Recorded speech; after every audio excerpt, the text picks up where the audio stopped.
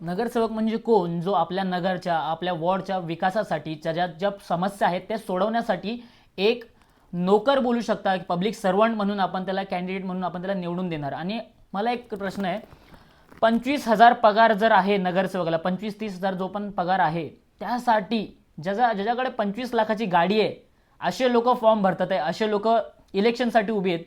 जे 50-50 लाख रुपये, करोड रुपये खर्च करून, तुम्ही विचार करा, जर एखादा नगरसेवकासाठी प्रचारासाठी पैसे घालवतोय म्हणजे ह्याच्या मागे काय कारण असेल? आपण कोणाला वोट करावं? ऑलरेडी ज्यांनी करोडोची संपत्ती कमवून ठेवली आहे, तुम्हाला जर वाटतं तो तुमच्या 25,000च्या पगारासाठी तुमच्या वॉर्डचा विकास करेल, तर तुम्ही एकदा परत विचार करा.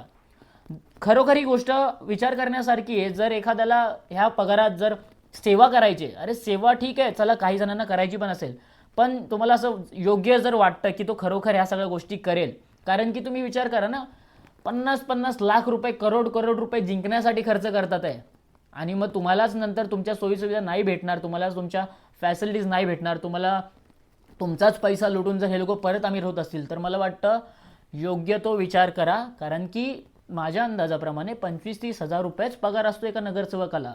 जर कोण तुमच्यासमोर 50 लाखाच्या गाडीतून येऊन उतरून बोलतोय की मी तुमची सेवा करायला आलोय आणि त्याला 25,000 तो पगार, तो खुश होणार आहे, तर मला वाटतं हे नाही होणार.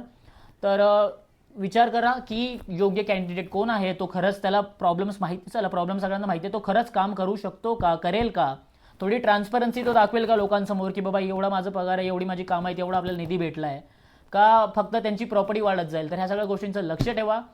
वोट करा, पण विचार करून वोट करा. तुमचं एक वोट तुमच्या शहराच्या, तुमच्या वॉर्डच्या, तुमच्या एरियाच्या 5 वर्षाचा विकासाचा प्रश्न आहे.